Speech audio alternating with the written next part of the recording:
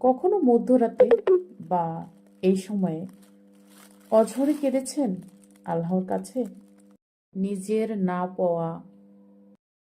না পাওয়াগুলো চুপি চুপি অধিক অপেক্ষায় পাক পবিত্র হয়ে বসে ছিলেন রবের সাথে নিজের প্রাইভেট কথা বলার জন্য। প্রতিদিনেই করুন।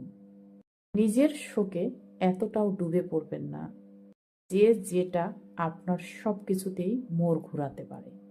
আপনি যে সময়ে দয়া করার জন্য চাইবার জন্য উপস্থিত হতেই পারলেন না।